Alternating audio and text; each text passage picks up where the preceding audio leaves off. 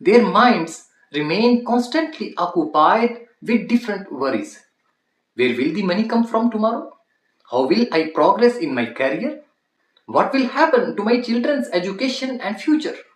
What will life look like in the years ahead? At first glance, all of these worries seem to be about the future. But sometimes the problem is not the future itself. Some people continue to struggle with anxiety despite working hard and fulfilling their responsibilities. They work hard, plan for the future, and try to meet their family's needs. But despite all of this, their minds remain constantly occupied with different worries. Where will the money come from tomorrow? How will I progress in my career? What will happen to my children's education and future? What will life look like in the years ahead? At first glance, all of these worries seem to be about the future. But sometimes the problem is not the future itself. Rather, it is that the Quran's psychological guidance is not a part of our practice. And if this guidance becomes a part of our practice, our lives can also become more balanced from a psychological perspective. I want to mention only a part of one ayat here. In part number 24, Surah Zumar, ayat number 38, Allah Azza wa Jal says, قُلْ حَسْبِيَ اللَّهُ عَلَيْهِ يَتَوَكَّلُ الْمُتَوَكِّلُونَ.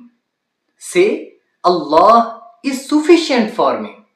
Those who trust, those who trust, place their trust in Him. Allahu Akbar. Just think about it.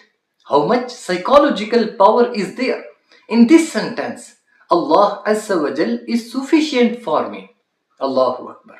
So having tawakkul, putting your trust in Allah Azza wa Jal, is very important for a person's success and for protecting himself from anxiety. But a question may come to our minds that when and how should we practice this guidance, the tawakkul?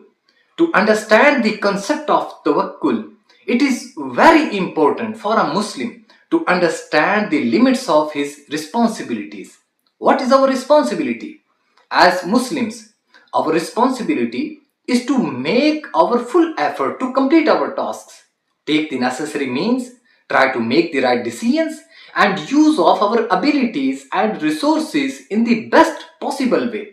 This is our responsibility. But is achieving success completely within our control? No. Remember, human control is very limited. We can work hard, but we cannot guarantee success. In fact, no human being in this world can guarantee it.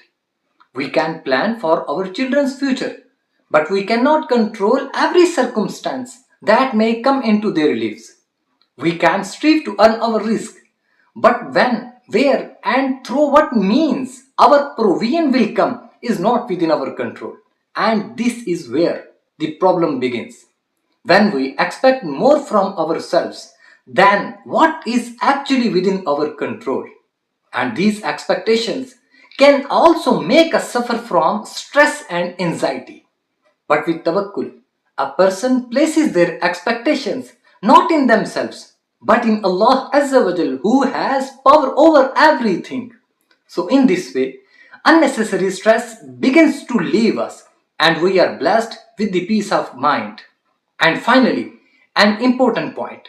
Trusting in Allah Azza wa Jal does not mean that we stop working hard. It means that whatever is within our control, we do with full responsibility. And whatever is beyond our control, we place trust in Allah Azza wa Jal regarding it. And sometimes ask yourself, is the thing I am worried about really within my control? If yes, then take the action. And if not, remind yourself, I have fulfilled my responsibility. And whatever happens next is in Allah's hands. And whatever Allah Azza wa Jal decides for me will ultimately be the best for me. When a person understands the difference between their responsibility and what is in Allah's hands, many unnecessary worries begin to lose their power. So, what's the bottom line? The bottom line is that your responsibility is to make the effort.